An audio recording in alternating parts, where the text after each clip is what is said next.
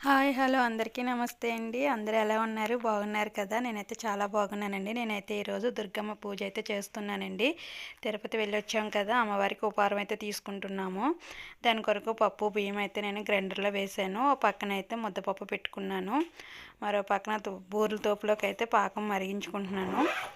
తర్వాత బూరెలకి శనగపప్పు ఆల్రెడీ ఉడకపెట్టుకుని పక్కన పెట్టుకున్నాను. ఇవన్నీ కూడా కలిపి గారెలు ఒక పక్కన, బూరెలు ఒక పక్కన నేనైతే రెడీ చేసుకుంటూ వేసుకోవాలండి.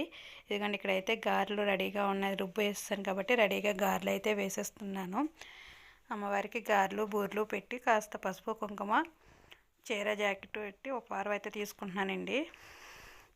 ఎప్పుడు తిరుపతి వెళ్ళొచ్చినా సరే మేము ఈ విధంగానే ఉపహారం అయితే అమ్మవారి పేరు చెప్పి తీసుకుంటాము. అయ్యవారి పూజ వచ్చిన రోజే చేసేసుకున్నాము. అమ్మవారికి మేము పూజ అయితే ఇలా చేసుకుంటున్నామండి.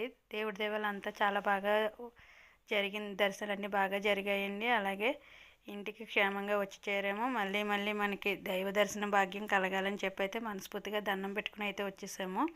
సో ఇంటికి వచ్చేసాక స్వామివారికి అమ్మవారికి పూజ అయితే చేసుకుని ప్రసాదాలు మొదలు పెట్టేసుకున్నానండి. తర్వాత కార్తీక మాసం అయిపోయిన తర్వాత అయితే అమ్మవారికి ఉపహారం తీసుకుంటున్నాము.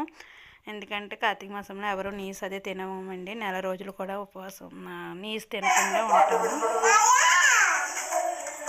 కాబట్టి మేమైతే కార్తీక మాసం వెళ్ళిపోయిన తర్వాత బుధవారం నాడైతే నేనైతే చేసుకుంటున్నానండి ఈ పూజ చేసుకొని అమ్మవారికి అయితే నివేదన చేసుకున్నాను. దీపారాధన చేసుకొని పసుపు కుంకాలు, చీర, జాకెట్టు, పూలు, బూరెలు, గారెలు, అన్నం, పప్పు వేసుకొని అమ్మవారికి అయితే ఉపహారం తీసుకున్నాను.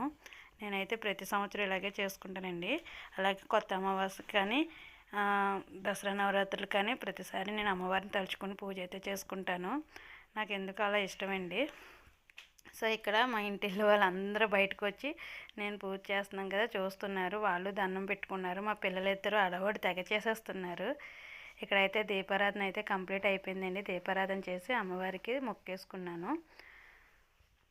తర్వాత అయితే కోడిని అయితే తీసుకున్నామండి. కోడిని కూడా మేము అమ్మవారికి మొక్కుకున్నామండి. ఈ విధంగా అయితే మా పూజ బ్లాగ్ అయితే అవుతుందండి. చూస్తున్నారు కదా మీరు. నేనైతే ఈ విధంగా బయట అమ్మవారిని తలుచుకుని పడమర సైడ్గా తిరిగి పెట్టుకుంటాను. బెజవాడ కనకదుర్గమ్మని తలుచుకుంటూ అటువైపు తిరిగి పెట్టుకుంటామండి. అమ్మవారి పండుగ ఏదైనా సరే నేను ఇలాగే బయట చేస్తానండి. సో అందరం బాగుండాలి, అందులో మనం ఉండాలని ఎప్పుడు మనస్ఫూర్తిగా కోరుకుంటూ ఉంటాము. సో ఆ విధంగానైతే నేను పూజలు అయితే చేసుకుంటానండి. నాకు ప్రతి పూజకి కూడా అవకాశం కల్పిస్తున్నందుకు అమ్మకి నిజంగానే చాలా ధన్యవాదాలు అయితే తెలుపుకుంటున్నాను. ఇక్కడ చూస్తున్నారు కదా ఒక్కొక్కటిగా అలాగా దండం పెట్టుకొని ఉపహారం అయితే తీసుకుని అమ్మవారికి ఇంకా మా పాప నాతో పాటు మొక్కేస్తుంది. నేను ఎలా దండం పెట్టుకుంటే అలా దండం పెట్టేసుకుంటుంది.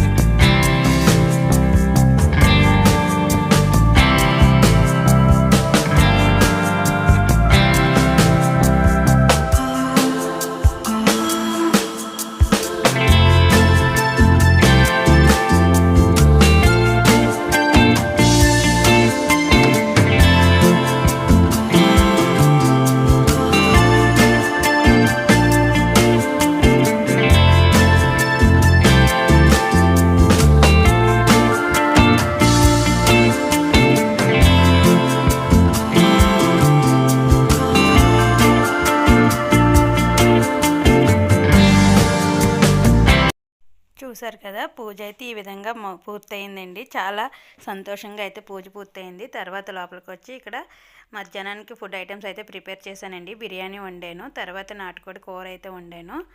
నాటుకోడి కూర అయితే వండేసాను కదండి. చికెన్ వండి బిర్యానీ చేసి తర్వాత బూరెలు గారెలు. సో ఈ విధంగా అయితే మేము పండగ చేసుకొని ఈ విధంగా అమ్మవారి పేరు చెప్పుకొని మేము నైవేద్యం అయితే స్వీకరించామండి. సో ఈ విధంగా అయితే బాగా అయితే జరిగిందండి. ఈ వీడియో కనుక మీకు నచ్చితే కనుక తప్పకుండా లైక్ చేసి సబ్స్క్రైబ్ చేసి సపోర్ట్ చేయండి. నాలాంటి యూట్యూబర్స్ని మీరు సపోర్ట్గా నిలవాలని అయితే మనస్ఫూర్తిగా కోరుకుంటున్నాను. Thank you for watching. ఈ వీడియోపై మీ కామెంట్ ఏంటో తెలియచేయండి. Thank you for watching. Bye bye.